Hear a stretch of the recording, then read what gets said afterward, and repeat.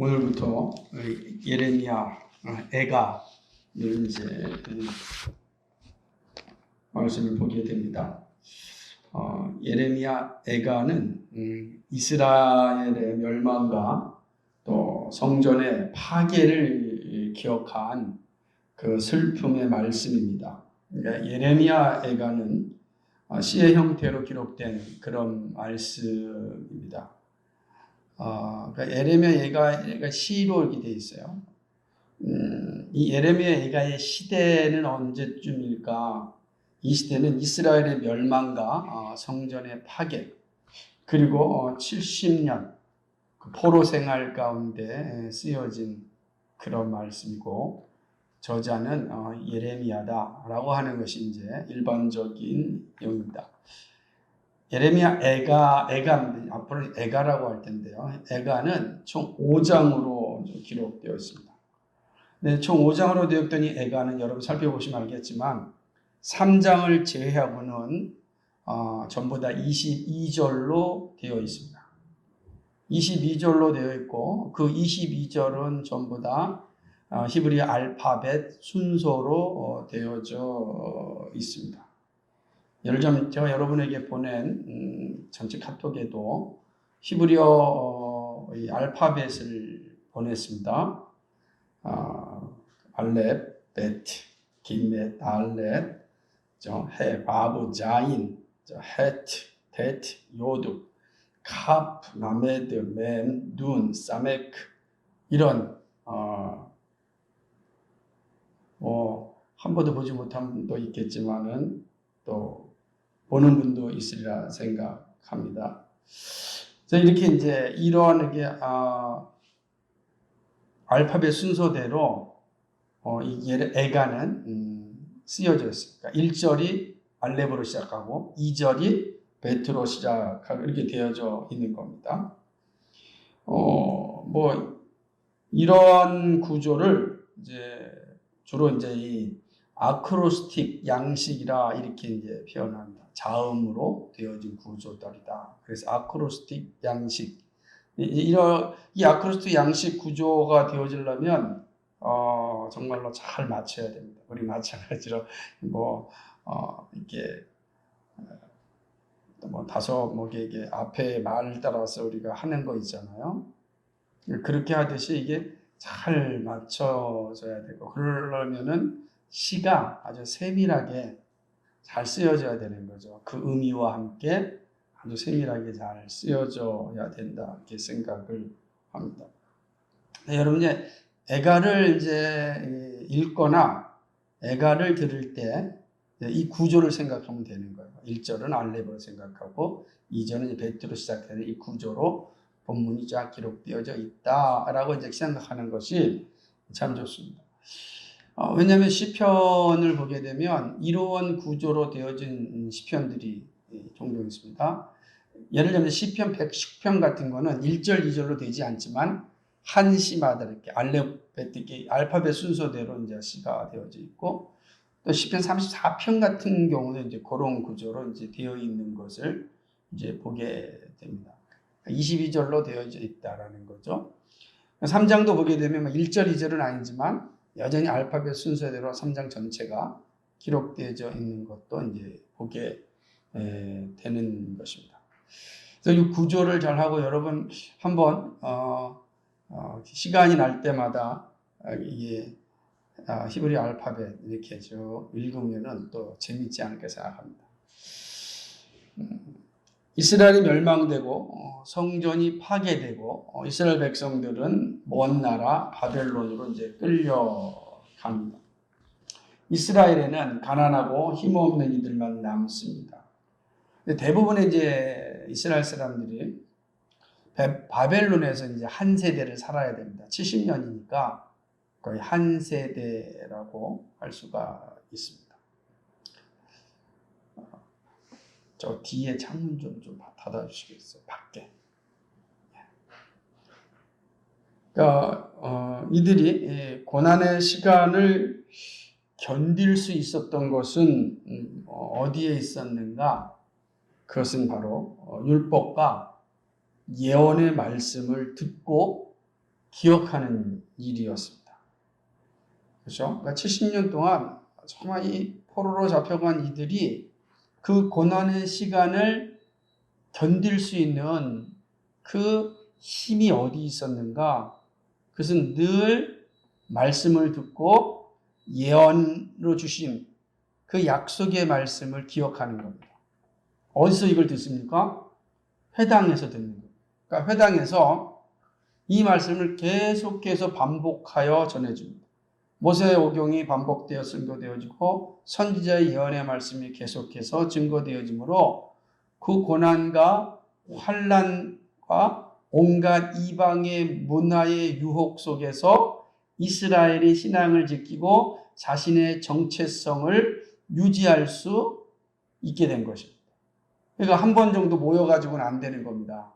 그러니까 회당에 적어도 일주일에 3번씩 모인다고요. 모여서 계속해서 율법을 배우고 예언의 말씀을 듣는 겁니다. 어떤 말씀입니까? 우리가 다시금 70년 뒤면은 돌아간다. 그때 뭘 기억해야 되겠어요? 왜 우리가 지금 여기 와 있는가? 우리가 왜 지금 우리 땅을 놔두고 지금 이 먼 나라 바벨론에 와서 이 슬픔의 시간을 보내고 이 고난의 시간을 보내고 이 고통의 시간을 보내는가? 그걸 알아야 될 거 아니겠어요? 애가가 그런 거예요. 왜 우리가 지금 이 슬픔의 시간을 보내고 되는가? 이 사실을 지금 애가를 통하여서 들려주는 것이고 이스라엘 백성들은 끊임없이 이 애가를 이제 노래하게 되는 것입니다. 예레미야 애가는 고난 가운데 절망하지 않고 소망의 길을 갈 수 있는 길이 무엇인지를 알려주는 그런 말씀입니다. 비록 애가는 주전 586년 바벨론에 의하여서 이스라엘이 멸망한 그 시점부터 또 이스라엘이 70년 동안의 그 기나긴 포로 생활을 하는 상황 가운데 주어진 말씀이지만 그래서 어쩌면 우리와는 그렇게 관계가 없을 것 같이 여겨지는 말씀이지만 그러나 이 말씀 오늘 여전히 우리에게 구속사적으로 매우 중요한 의미를 가져다 주고 있습니다. 포로 생활을 했던 이스라엘 백성들의 삶의 모습과 동시에 또 그 모습이 보여주고자 하는 하나님의 뜻이 오늘 21세기를 살아가는 우리들에게도 동일하게 드러나기 때문에 그렇습니다. 본문을 좀 차례대로 살펴보므로 은혜를 나누고자 합니다. 1절은 슬프다 이성이여라고 시작합니다. 슬프다. 이 슬프다가 히브리어로 얘기하면 에카 탄식하는 에카 이렇게 하는 거예요.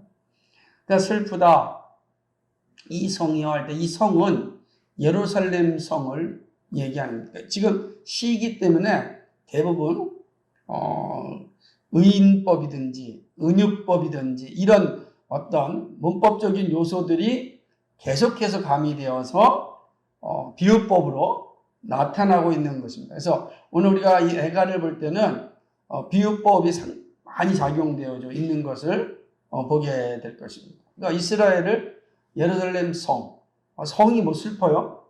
그죠? 성이 슬픕니까? 그런데 슬프다 이 성이 할 때 성을 의인화시켜서 이제 슬픔을 표현하는 것을 보여주고 있는 것입니다. 본래는 대단하였던 성이었습니다. 예루살렘 성이 얼마나 대단하였습니까? 얼마나 대단하였습니까? 열방에 있는 사람들이 다 예루살렘 성으로 왔습니다. 다윗과 솔로몬 시대에는 더 분명하였죠? 그죠? 이 솔로몬의 지혜를 배우고자 그 많은 열방의 사람들이 자기 물건 가지고 조공할 물건을 가지고 찾아왔습니다. 열방을 벌벌 떨게 했던 그 성이 바로 예루살렘 성이었습니다. 근데 지금 예루살렘 성을 생각하니까 기쁨이 아니라 슬픔이 생각납니다. 우리말로 하면 옛날이요 라는 거야. 옛날이요. 옛날에 이랬었는데 라고 하는 그죠? 마치 라떼는 라고 하는 표현이 오늘 본문의 내용입니다. 옛날이요. 이스라엘에는 수많은 사람들이 북적거리며 살았습니다. 그런데 지금 사람이 없어요. 적막합니다. 왜요? 다 포로로 잡혀갔기 때문에 사람이 없는 겁니다. 요즘 코로나로 인하여서 도심거리가 아주 적막하다고 합니다. 북적거리던 유흥가 거리에 사람이 하나도 없다고 합니다. 뭔가 사람이 북적거려야 살맛이 나는데 사람이 없다. 이게 정말로 씁쓸한 거죠. 그런 모습이죠. 열방에서 이름을 날렸던 이스라엘이 지금은 과부와 같이 되었다고 이야기합니다. 옛날에는 공주와 같은 권세로 살았는데 지금은 조공을 바치는 종 같은 신세가 되었다고 이야기합니다. 자, 이런 거죠. 소망이 없게 된 겁니다. 소망이 없는 거예요. 자손을 이을 수도 없고요. 또 뭡니까? 공주로서의 그 존귀함과 위엄도 누릴 수 없는 겁니다. 조공을 받던 신세에서 조공을 해야 되는 이런 비참한 신세로 전락한 것입니다. 이 사실을 생각하니까 참으로 슬프죠. 서글퍼지는 것입니다. 서글퍼지는. 그래서 밤새도록 울었어요. 서글퍼 생각하면은 웁니다. 울 수밖에 없는 겁니다. 달리 방법이 없는 거예요. 우는 거 외에는 할 일이 없어요. 밤새 울었습니다. 그런데 이렇게 울고 슬퍼한 상황 가운데 있는데 누구 하나 위로해 주지 않습니다. 이게 비참함이에요. 위로자가 없을 때는요, 정말 비참한 겁니다. 힘들고 어려운 건 누구나 겪을 수 있어요. 그죠? 아플 수 있다고요. 그런데 위로자가 있는 것과 위로자가 없는 것은 또 다른 문제입니다. 근데 지금 이스라엘에는 위로자가 없는 거예요. 밤새도 울어서 눈이 펑펑 불어났어요. 그런데 누가 하나 와서 왜 울었냐고, 어디 아프냐고 위로해 주는 사람이 없는 겁니다. 이게 비참함이에요. 위로자가 없으면 살아가야 될 힘이 더 이상 존재하지 않습니다. 지금 이스라엘이 그렇다는 것입니다. 오히려 위로하기는커녕 친구들이라는 존재가 배반해서 원수가 되어버린 겁니다. 야, 친구가 뭡니까? 어려울 때 힘이 되는 걸 친구라 그러잖아요. 어려울 때. 아프고 슬플 때 위로자가 되는 걸 친구라 그러잖아요. 근데 위로해줘야 될 친구가 도망가 버리는 것이 아니라 아예 원수가 되어버린 거예요. 그러니까 마치 불난 집에 부채질하는 격이 되어버리고 만 겁니다. 불난 집.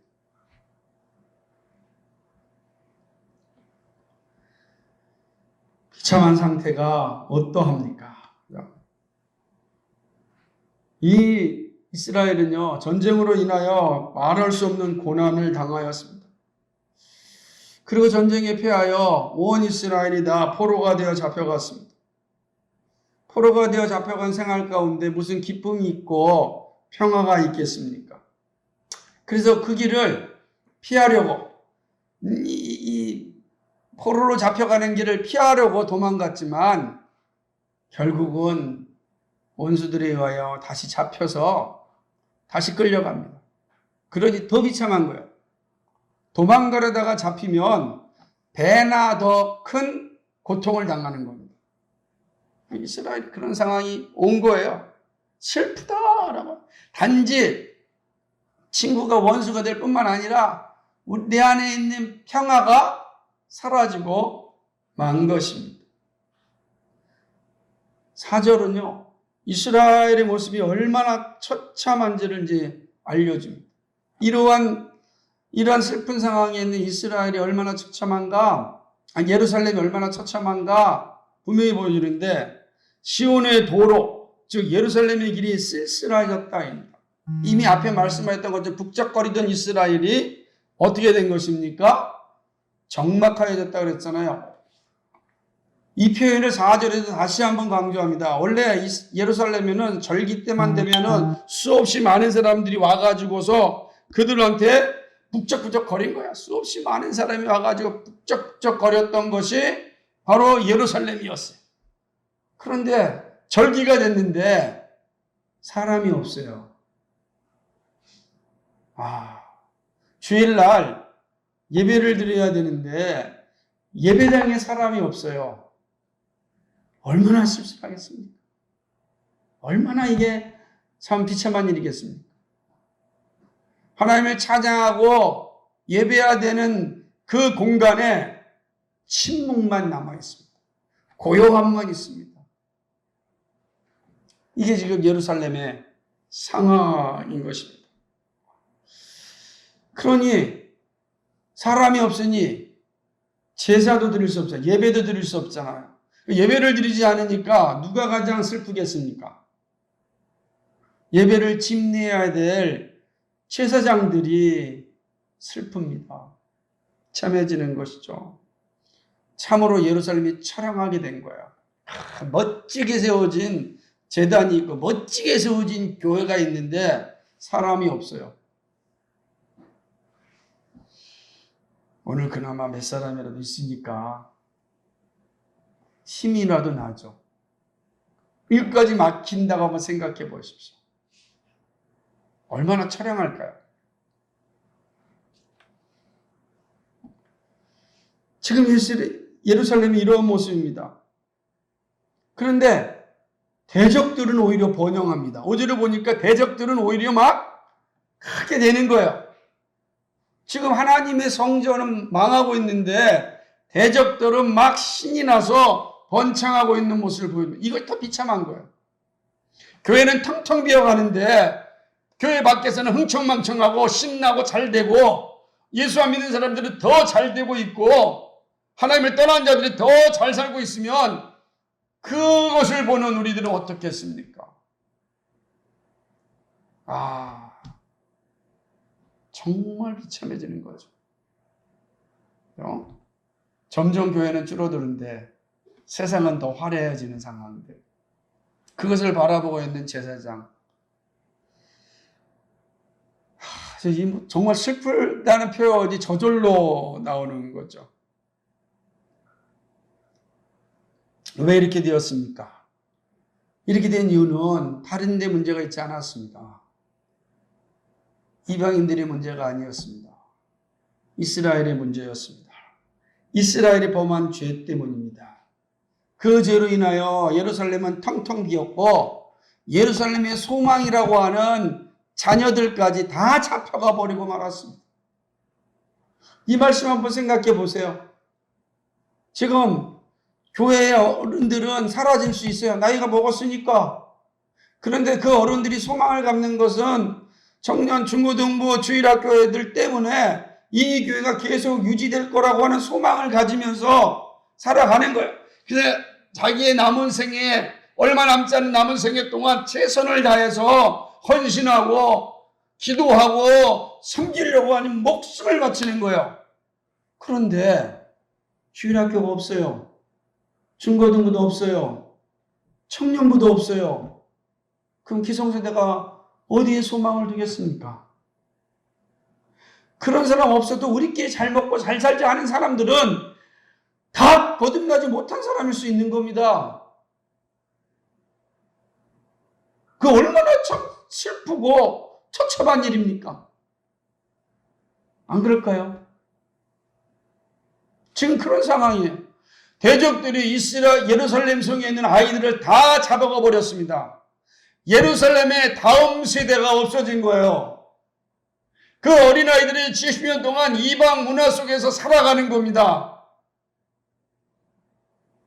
다음에 예루살렘 성전에 기대할 수 있는 기틀이 사라진 겁니다. 이것이 비참함이에요. 이것이 이스라엘이 처한 상황입니다. 안 슬픕니까? 슬프죠. 슬플 수밖에 없는 겁니다. 정말 고통스러운 겁니다. 시온의 딸, 즉 예루살렘의 영광은 사라졌습니다. 더 이상 그 영광은 없습니다. 예루살렘의 지도자들은 먹을 것을 찾지 못한 사슴이 되었습니다. 무슨 말이야? 아무거 삐쩍 말라버린 거야. 삐쩍 마른 존재. 지도자들이 삐쩍 말랐어요. 소망도 없고 능력도 없고 힘도 없고 적들에게 다 사로잡히고 말았습니다. 어린아이도 없습니다. 지도자도 없습니다.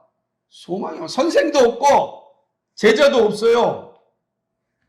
그거는 정말 황무지입니다. 아무런 기대를 가질 수 없는, 이게 지금 예루살렘이라. 얼마나 슬픈 일이겠어요. 슬픈 거예요. 살면서 가장 슬픈 때가 언젠가 라고 생각해 보면 아마 한때는 잘 나갔는데 폭삭 망해가지고서 지금은 정말 힘들게 사는 겁니다. 그래서 항상 옛날만 생각합니다. 옛날엔 좋았는데. 그런데 지금 당장 먹고 싶은 음식 하나 못 먹는 처지가 되는 거야. 옛날에 이거 마음껏 먹었는데 지금은 먹을 수 없는 그런 상황이 되어버리고 만 것입니다. 그게 얼마나 슬픈 일이겠어요.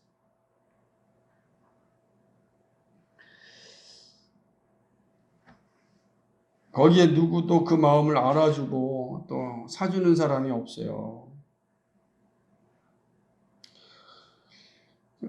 오히려 꼴 좋다. 아이고 잘 됐네.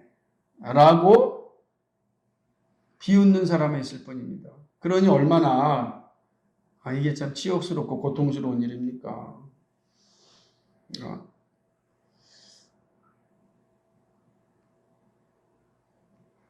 지금 이 사실을 지금 기억하라는 거예요. 너희가 옛날에 이랬는데 지금은 먹을 것 하나도 먹지 못하는 비굴한 존재가 됐다는 겁니다. 근데 그렇게 된 이유가 무엇입니까? 예? 그렇게 된 이유가 이스라엘 하나님께 된 범죄, 죄 때문이죠. 어떤 죄입니까? 8절에 얘기합니다. 8절 같이 한번 읽어볼까요? 8절 같이 읽겠습니다. 크게 좀 시작. 예루살렘이 크게 범죄하였어. 불결한 자가 지되니 전에 높이던 모든 자가 그 적신을 보고 업신여기며 저가 탄식하며 물러갔도다. 크게 범죄하였다는 거예요. 크게 범죄해서 조석거리, 조롱거리가 되었다고 고발합니다. 이스라엘이 이런 처참한 상태이게 된 것은 크게 범죄하였기 때문이다 라고 하는 거예요. 그래서 이스라엘이 위대하다고 한때 말했던 사람들이 이스라엘이 멸망하자, 적신을 입었다, 벌거벗게 되었다, 망하였다는 거예요. 완전히 망하게 되니까 박수 치는 거야. 아이고 꼴 좋네, 잘 됐다 야 라고 업신여기는 겁니다. 아이고 한때는 뭐 전라가더니 별 볼 일 없네 너도. 그렇게 되는 거죠. 우리도 그러지 않아요? 막 어떤 사람이 잘 되면은 막 부러워하다가 그 사람이 망하면 어떻게 되죠? 비웃죠. 안타까우는 게 아니라 비웃는 거예요. 이 모습을 보는 겁니다. 이스라엘 범한 죄는 모든 것을 불결하게 하였습니다. 9절 말씀처럼 그 더러움이 치마에 있다라고 이야기합니다. 이스라엘 전체적으로 영적인 불결함에 다 물들었다는 거예요. 이 표현은 이스라엘을 여인으로 의인하였다는 점에서 레위기 15장 19절과 33절에 있는 이 유출병에 대한 내용일 것입니다. 유출병은 아주 불결한 거거든요. 그럼 집 밖으로 나갔다가 7일 동안 정결케 돼야만 다시 들어올 수 있는 거예요. 이스라엘은 불결한 죄, 영적인 범죄 때문에 이렇게 철저하게 멸망을 당하였습니다. 아무도 그들을 위로하지 않았습니다. 하나님은 이스라엘을 철저하게 낮아지게 하였습니다. 그의 영광은 땅의 티끌같이 만들어버렸습니다. 그런데 잘 보세요. 이것이 즉흥적으로 이루어진 것이 아닙니다. 잘 들으셔야 돼요. 하나님은요, 선지자를 통하여 끊임없이 우상 숭배에 대한 것이 얼마나 큰 죄인지를 끊임없이 말씀했어요. 그러니까 말씀을 계속해서 전해줬다고요. 정신 좀 차리세요. 네? 말씀을 끊임없이 즉흥적으로 심판한 게 아니라고. 말씀을 끊임없이 줬는데 안 들어요. 졸고 안 들어. 딴 생각하고 안 들어. 그럼 잘 어떤 게 생각나냐면, 하나님 언제 그런 말 저한테 하셨어요? 이렇게 얘기하는, 언제 하셨어요? 아니, 설교자는 그냥 죽었다 깨는 선지자들이 그냥 이 목숨 걸고 전하고 피를 토하고 전하는데 하는 소리가, 언제 그런 거 설교하셨어요? 언제 저한테 말씀하셨어요? 근데 잘 기억하세요. 그게 변명이 안 된다고요. 그 변명이 안 되는 거예요. 이스라엘은 그런 거 변명이 안 된다는 거예요. 이렇게 말합니다. 한번 보세요. 9절 한번 읽겠습니다. 9절 다시 한번 잘 읽으셔야 돼요. 9절을. 시작. 저의 더러움이 그 치마에 있으나 결국을 생각지 아니하며. 아멘. 여기 봐. 결국을 생각지 아니하며 뭐죠? 나중을 생각지 않은 거예요. 에이, 뭐 어때? 나중 생각하지 않고 지금만 즐기는 거예요. 지금 별 이상 없으니까, 아이, 말씀 안 들어도, 말씀대로 안 살아도, 아이, 지금 별 이상 없으니까, 사는 문제 별로 이상 없으니까, 건강 문제 이상 없으니까, 우리 집안 문제 이상 없으니까, 내 뭐더라, 꿈의 문제 이상 없으니까, 이상 없다고. 그러니까 불결하게 살아도 회개하지 않고 있는 거예요. 근데 그 다음 읽어보세요. 9절 그 다음에 시작. 그러므로 놀랍게 낮아져 위로할 자가 없도다. 하나님께서는 완전히 낮아진 겁니다. 어떻게 낮아졌습니까? 이스라엘을 황폐하게 만든 겁니다. 끔찍한 일이 일어난 거죠.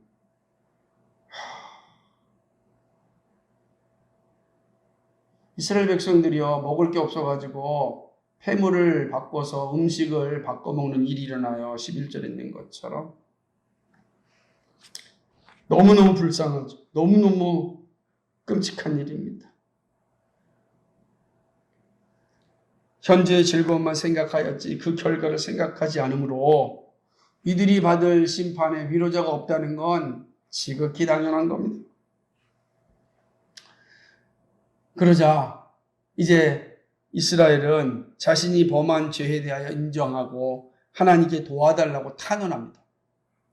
자, 이런 상태에서 할 수 있는 일은 뭐냐면 탄원밖에 없는 거예요. 이스라엘의 탄원은 이방이 행한 불법과 이스라엘이 처한 현실이야. 이 두 가지를 탄원합니다. 우선 이방이 행한 불법이 뭐죠? 원수들이 자녀들을 조롱합니다. 원수들이 스스로 위대한 존재라고 교만을 떨고 있습니다라고 고발합니다. 더군다나 이방의 원수들이 보물을 빼앗아 갔다고 이야기합니다. 이 보물은 성전 기물을 얘기하는, 성전 기물을 빼앗아 갔습니다. 그리고 성소에 들어오면 안 되는 이방인들이 성소에 들어와서 성소를 모독하였습니다라고 고발합니다. 그건 뭐 다른 틀린 고발이 아니죠. 그리고 나서 이스라엘 현실에 대하여서 또 말씀합니다. 지금 예루살렘 사람들이 형편이 없습니다. 백성들이 생명을 유지하려고 보물로 떡을, 양식을 바꿔먹고 있습니다. 황폐한 상황에서 먹을 것도 없는데 보물이 무슨 의미가 있겠습니까? 지금 슬피 울며 양식을 찾아다니는 거린 신세가 되었습니다. 뭐라고 하는 거예요? 이게 22절에서 전반부 내용을 오늘 살펴본 거예요. 오늘은. 애가 1장의 전반부는 그 자체로 이스라엘이 처한 상황에 대한 슬픔이고 처절한 탄식이라고 할 수 있습니다. 나라가 망하고 포로가 잡혀가는 이스라엘 사람들은 자신들이 처한 상황에 대하여 정직하게 고백하였습니다. 자신들이 처한 상태에 대한 처절한 슬픔을 가졌습니다. 근데 저는 이 애가를 읽으면서, 애가를 살펴보면서 지금 우리가 이런 애가를 불러야 될 때가 아닌가라는 생각을 하게 되었습니다. 그렇지면서 말씀이 주는 교훈을 생각해 보고자 합니다. 오늘 말씀은 한 가지입니다. 말씀이 선포될 때 듣지 않고 죄를 즐기는 자는 반드시 슬피 울며 이를 간다. 이 사실, 이게 오늘 전반부에서 우리에게 강력하게 가르쳐주는 겁니다. 죄에 대하여 누구도 위로하지 않습니다. 죄는 심판을 자초하는 길입니다. 죄는 탄식하는 자리에 이르게 됩니다. 모든 죄가 다 하나님의 영광을 가리고 슬픔의 자리에 서게 하지만 특별히 우상 숭배의 죄는 엄중한 심판을 받습니다. 우리가 나중에 다음 주에 12절로부터 보겠지만 이스라엘 백성 입장에서는 그래도 예루살렘 성전이 하나님이 세우신 건데 예루살렘 성전이 파괴되겠어요? 천만의 말씀, 만만의 말씀이 보여줍니다. 죄에 대한 하나님의 심판이 얼마나 무서운가. 우상 숭배는요, 욕망이 근원입니다. 하나님의 다른 신을 섬기고자 하는 것은 하나님과 같은 존재가 되고자 하는 근원적 욕망을 가지고 있습니다. 그러므로 하나님은 모든 삶의 기준이 되는 십계명에서 유일하신 하나님을 고백함으로 시작합니다. 우상 숭배라는 욕망은 말씀을 망각할 때 시작합니다. 하나님의 말씀 앞에 순종하고 그 말씀을 따라 살려고 할 때 하나님이 무엇인가를 주려고 하지 않겠어요. 하나님의 말씀이 없고 자신의 의지대로 살려고 하고 오직 욕망에만 사로잡혀 있는데 하나님 뭘 주고 싶겠냐고요. 주는 건 죄악의 자리에 서는 건데 안 그러겠습니까?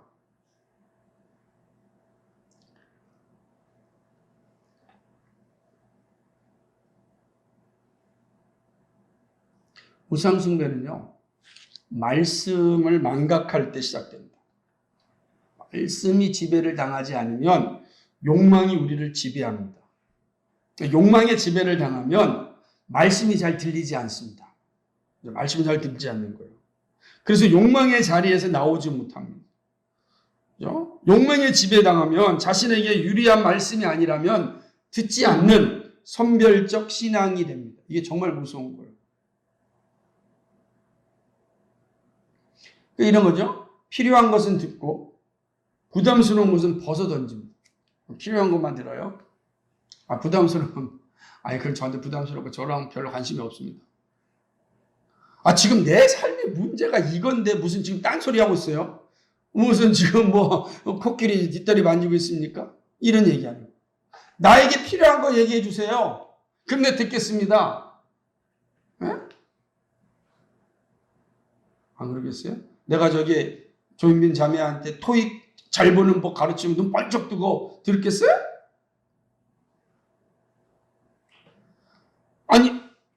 시집 잘 가는 법에서 여기서 설교하면 눈 번쩍 뜨고 들겠어요? 그러니까 사람들은 선별적 듣는 거예요. 근데 죄에 대해서 지적하고, 그러죠. 하나님 나라에 대한 소망에 대해서 이야기하고, 그러면 그건 아직 내 삶의 우선순위가 아닙니다. 그건 내 우선순위가 아니라고요. 지금 내 우선순위는 내 입가름하는 게 중요한 거예요. 먹고 사는 문제가 지금 중요하다니까요. 내 취직이 중요하고, 내 결혼 생활이 중요하고, 내 가정 생활이 중요하고, 내 자녀 생활이 중요하고, 그거 다음에 하나님 말씀 생각해 보겠습니다. 이게 선별적 신앙이라는 거예요. 그러니까 욕망의 지배를 당하는 거예요. 자기 욕망의 지배를. 그러니까 욕망의 지배를 당하면 말씀이 들리지 않고 말씀의 지배를 받지 않으면 말씀의 사람으로 살지 못합니다. 이게 이제 욕망의 지배를 당하는 사람 특징이에요. 자, 누가 이렇게 알려줬냐면 예수님께서 알려주신 거예요. 예수님께서 바리새인들을 향하여서 선별적 신앙을 가졌다고 비판합니다. 책망하죠. 한번 찾아보겠어요. 마태복음 11장 18절에 19절 말씀. 마태복음 11장 18절에서 19절 말씀을 같이 읽도록 하겠습니다. 같이 읽겠습니다. 다 찾으셨죠? 시작. 요한이 와서 먹지도 않고 마시지도 아니하며 저희가 말하기를 귀신이 들렸다 하더니 인자는 와서 먹고 마시며 말하기를 보라 먹기를 탐하고 포도주를 즐기는 사람 세리와 죄인의 친구로다 하니 지혜는 그 행한 일로 인하여 옳다함을 얻느니라. 아멘. 이렇다니까요. 세례 요한이 금식하자 하니까 귀신 들렸다. 예수님 와서 우리 먹고 마시자 하니까 먹기를 탐하고 포도주를 즐기는 사람이요 세리와 죄인의 친구다. 어떻게 하자는 거예요? 자기에게 필요한 거 얘기하자는 거예요. 네? 얼마나 우스운 말씀입니까? 말씀은 생각하지 않고 자신의 필요만 받아들입니다. 이것이 욕망에 지배를 당한 사람들의 모습입니다. 이스라엘은 선지자의 말씀을 듣지 않았고 우상 숭배와 허영심과 권력을 자랑하였습니다. 가난하고 힘든 이들을 핍박하였습니다. 하나님이 정하신 방법대로 예배하지 않았습니다. 거짓을 행하고 불법을 자행하였습니다. 결국 성전이 무너지고 나라가 망하게 되었습니다. 처량한 신세가 되었습니다. 이것을 기억해야 됩니다. 죄의 자리에서 벗어나지 않는 한 비참한 삶은 계속됩니다. 자, 말씀을 맺으면서 우리 자신을 한번 돌아봅시다. 우리 역시 이스라엘 같은 동일한 존재입니다. 항상 기억하셔야 돼요. 그런데 그리스도께서 우리를 구원하여 주셨습니다. 우상숭배의 자리에서 벗어나게 하여 주셨습니다. 새로운 피조물로 살 수 있게 되었습니다. 그러나 여전히 우리의 본성은 남아있습니다. 그리스도의 의의 정가로 인하고 우리의 죄가 다 그리스도께서 감당하심으로 죄에 대한 책임을 면했지만 죄의 속성을 가진 인간은 여전합니다. 그래서 말씀의 자리에서 떠나면 곧바로 죄의 자리로 갑니다. 그래서 욕망을 지배받는 일의 최적인 게 우리 인간, 우리 존재, 똑같다고요.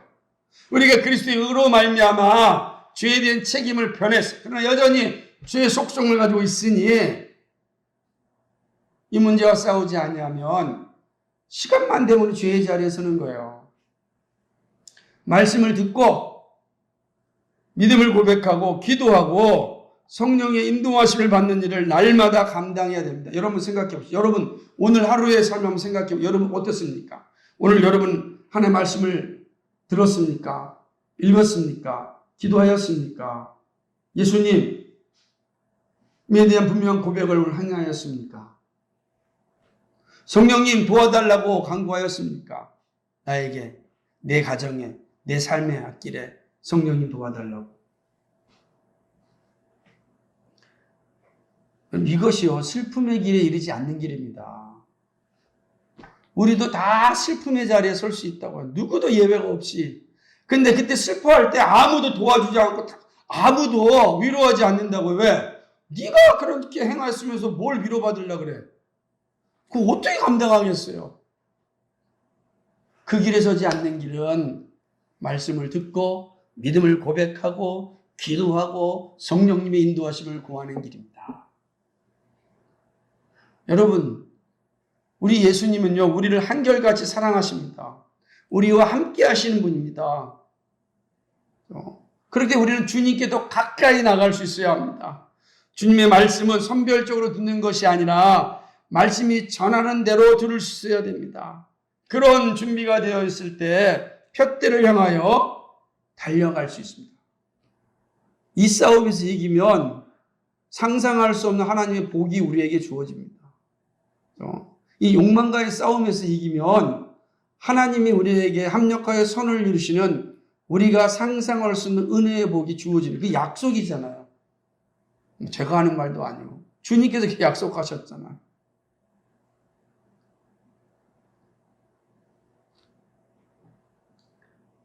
그런 심에서 여러분 욕망과 싸울 수 있는 믿음이 되길 소망합니다.